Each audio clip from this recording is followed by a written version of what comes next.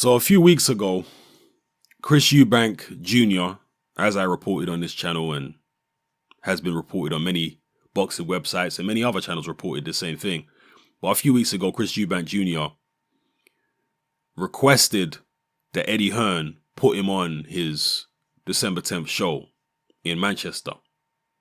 And Eddie Hearn declined to put him on the show. He said there's no space left on the card, so he couldn't fit you in. Now, no sooner has he said that, sorry, Mr. Eubank, there's no space on the card, he then turns around and puts Conor Benn on the card. After saying there's no space. It is what it is. Now, some people are going to say it's a little different because Conor Benn is only going to fight in, what, a 4-rounder, a 6-rounder, an 8-rounder, whereas Eubank would have been fighting in a 10-rounder, and Eubank will want a hell of a lot more money. And that may be true, but I'm going by what Eddie Hearn actually said out of his own mouth here, people. And what he said out of his own mouth in, I believe it was an IFL interview, he said there's no space on the card. The card is full. Well, the card obviously wasn't full because he's managed to put Conor Benn on it. Yeah? What it is him showing the Eubanks that next time, if there is a next time they work together, it's going to be on Eddie Hearn's terms. That he's not going to be at the Eubanks beck and call.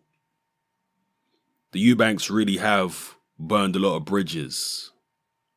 And if they were hoping to get a lot out of certain situations with promoters making certain fights, and they were hoping to get a deal which is most beneficial to them, they've shot themselves in the foot with the antics they've been carrying on with over the past year or so, particularly in the failed Golovkin negotiations.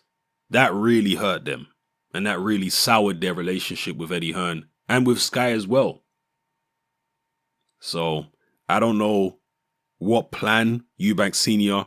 is going to have to come up with to remedy this situation, because I'm sure he still wants to make all this money and wants to be in control. I don't see how they're going to be able to do it, because all these promoters like Frank Warren and Eddie Hearn, etc., even Tom Loeffler, they're only going to be more harsh with the Eubanks and give them less than they were previously.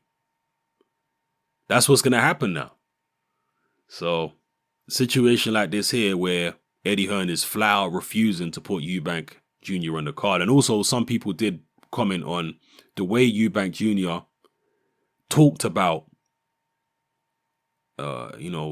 his request to be on the December 10th show.